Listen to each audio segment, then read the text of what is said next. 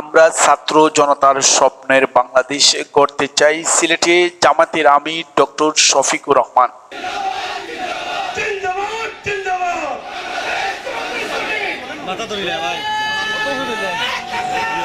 সিলেটের ঐতিহাসিক আলিয়া ময়দান মাঠে সিলেট জেলা জামাতের কর্মী সম্মেলন উপলক্ষে বিভিন্ন উপজেলা থেকে মিছিলে মিছিলে যোগদান করি আলিয়ার ময়দানে কর্মী সম্মেলনে। সম্মেলন শুরুর আগেই আলিয়ার মাঠ কানায় কানায় পরিপূর্ণ হয়ে জনস্রোতের মতন পরিণত হয়।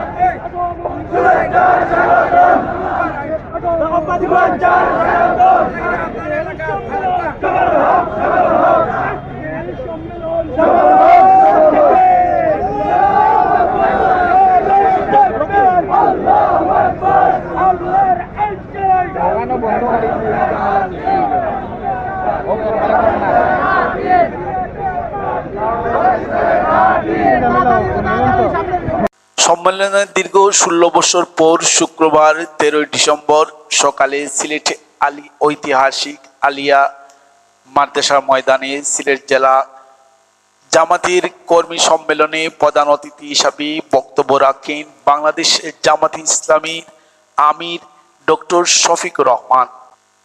এ সময় তিনি বলেন, আমরা চাঁদাবাজি দুর্নীতি করব না, কাউকে করতেও দেব না। আমরা ছাত্র জনতার স্বপ্নের বাংলাদেশ গড়তে চাই।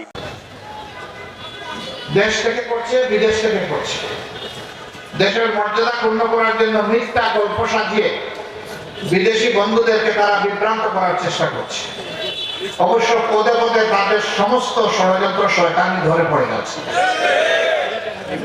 মানুষ এখন ঘুমে নয়, সজাগ। আর এই জাতি বিশেষভাবে এখন সজাগ। তারা এই ইতিবাচক পরিবর্তনকে, অভ্যুত্থানকে ব্যর্থ করে দেওয়ার জন্য দফায় দফায় অনেক কাণ্ড ঘটিয়েছে। তারা জুডিশিয়াল কু করতে চেয়েছিল, আল্লাহ ব্যর্থ করে দিয়েছে। তারা আনসার কাণ্ড ঘটিয়ে কু করতেছিল, আল্লাহ ব্যর্থ করে দিয়েছে। তারা চাকরি কাণ্ড নিয়ে কু করতেছিল, আল্লাহ ওগুলোও ব্যর্থ করে দিয়েছে। এরপরে তারা ইসকন কাণ্ড নিয়ে নামলো, আল্লাহ ওইটাও ব্যর্থ করে দিয়েছে।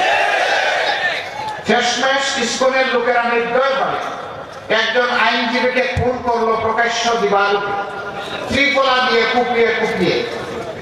এতটাই তার চেহারা বিকৃত করে দেওয়া হয়েছিল, তার পরিবারের কাউকে তার ইন্তেকালের পর তার চেহারা দেখতে দেওয়া হয়নি। কারণ এই চেহারা দেখে তারা স্থির থাকতে পারবেন না, কষ্টে তারা ভেঙে পড়বে।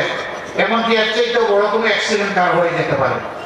এই জন্য তার বাবাকে পর্যন্ত তার চেহারাটা দেখতে দেওয়া হয়, কত নির্মম ভাবে তাকে খুন করা হয়েছে। এই খুন করে মূলত এদেশের দেশপ্রেমিক মানুষ, বিশেষ করে মুসলমানদেরকে উস্কানি দেওয়া হয়েছিল, তোমরাও কিছু করো। আমরা তখন সাথে সাথেই তাদেরকে অনুরোধ করেছিলাম, শান্ত থাকুন এবং মাঠ নিজেদের নিয়ন্ত্রণে রাখুন। আলহামদুলিল্লাহ দুটাই হয়েছে, তারা শান্তও দেখেছেন, মাঠও নিয়ন্ত্রণে রেখেছে। ওরা এখন গর্তে উঠেছে খুনিরা, কিন্তু তাদেরকে বিদেশ থেকে বাতাস দেওয়া হচ্ছে।